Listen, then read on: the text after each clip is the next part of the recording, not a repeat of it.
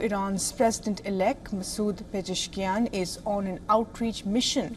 It's been less than a week since he was elected and he's already working the phone lines in Tehran, trying to shore up foreign ties. To kick off his attempts, Pezeshkian spoke to Iraqi President Abdul Latif Rashid, and according to the Iranian state media, he expressed hope that their relationship would be deepened and developed in this new period.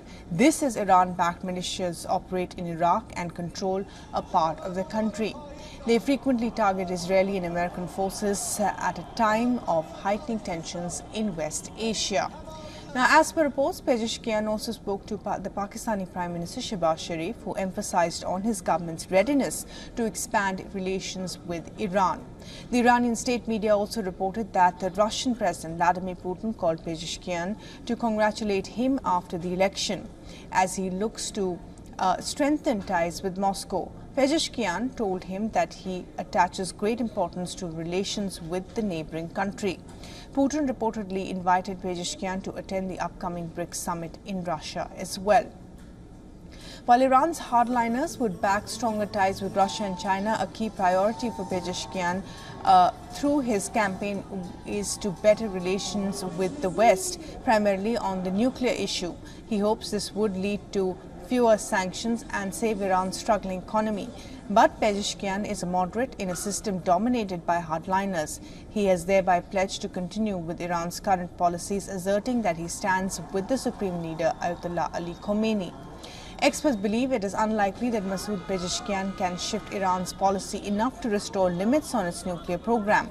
He will not only have to work his way around the regime, but also keep an eye on the US presidential elections. Former President and Republican candidate Donald Trump has taken a hard line on Iran during his first tenure. He had unilaterally abandoned the nuclear deal that his predecessor Barack Obama fought hard to get Khomeini to agree to. Trump is leading in opinion polls this time too, and if he returns to office, he could shape Iran's direction on the nuclear program. How does this make America safer? How does this make America safer?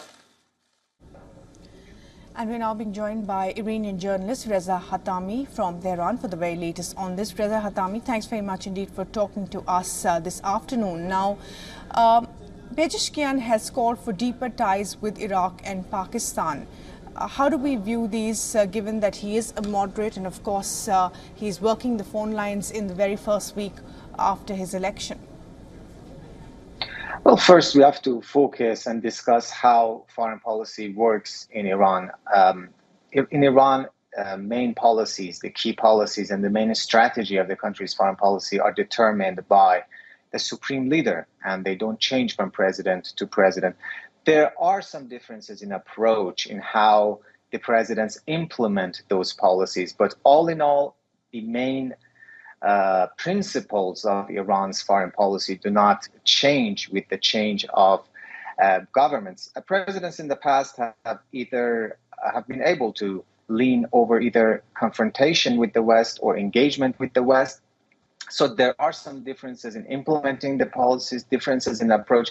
And one of the main foreign policies of Iran that don't change by the change of governments is Iran trying to improve its relations with regional countries, with neighboring countries, and also opposition to U.S. presence in the region.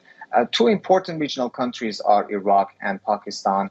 And Pezeshkian, just like Raisi, will try to further develop these relations, and not just with Iraq and Pakistan, but with also with other regional countries. We know that Iran and Iraq have strategic ties.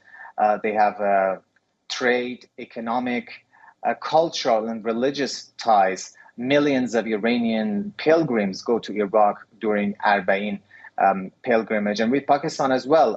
Of course, there were a brief episode of tensions between the two countries back in January when the two countries launched tit-for-tat attacks against each other's soil. But all in all, Iran and Pakistan also have good relations. Raisi visited Pakistan in April. So Pezeshkian will try to continue these policies, good neighborly relations. We witnessed during Raisi's presidency that Iran and Saudi Arabia reconciled and normalized relations that happened in 2023. And Pezeshkian is going to continue Raisi's legacy. Right. So that's an important point you're making, that Pezeshkian will continue the policies of the last president, and that continuation remains from president to president. So what's your view then of Pezeshkian's West Asia policy? He has reiterated his support for the resistance forces. How is he going to approach the Gaza war? Well, Iran has made it clear that it will give financial and political support to resistance groups in the region like Hamas and Hezbollah, and Pezeshkian will do the same. He sent a message to Hezbollah leader Sayyid Hassan Nasrallah calling Israeli policies criminal policies, and he said that Iran will continue supporting the resistance forces of the region against a legitimate Zionist regime. This is the phrase that he used. So basically, no one should expect a change in Iranian policy regarding not only Hamas and Hezbollah, but also all other resistance forces in the region, like Houthis in Yemen and resistance forces in Iraq and Syria. But we have to note that Iran has always been reluctant to engage in direct confrontation with Israel, even when Iran attacked Israel directly 2 months ago, 3 months ago. Iran's response was calibrated in a way to avoid a major escalation, and also Israel's response as well. Israel was also reluctant to engage in open conflict with Iran. So Iran's policy would be to support the resistance forces in the region, resistance forces against Israel, but at the same time, Iran will remain reluctant to engage in direct conflict with Israel. So there will be a calibrated approach to West Asia, particularly Israel. Now, can Iran's President-elect Masoud Pezeshkian then shift the country's nuclear policy?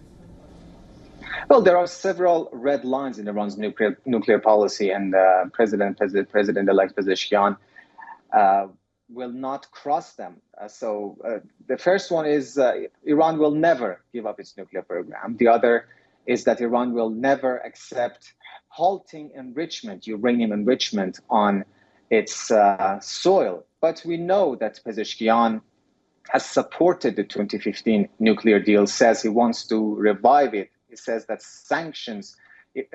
he wants sanctions on Iran to be lifted. So he will be he will push for giving concessions to the West, for example, in terms of, these are on paper, in terms of scaling back Iran's level of enrichment, reducing Iran's stockpile of enriched uranium, also more cooperation with the IAEA probably. So this is something that Pezeshkian is ready to do, but that depends much on the approach of the other side as well, and also the decision of Iran's supreme leader as well, whether to do these things. But these are something that can be on the agenda. We did the same in 2015. In 2015, when President Rouhani, the moderate president, was in power, he gave several concessions to the West, and the West, in the meantime, eased sanctions on Iran's nuclear program. And if Donald Trump is elected president in the United States, then the possibility of a détente with the U.S. would be more complicated. Absolutely. Reza Hatami, thanks very much indeed for joining us this afternoon and sharing your thoughts. For all the latest news, download the WION app and subscribe to our YouTube channel.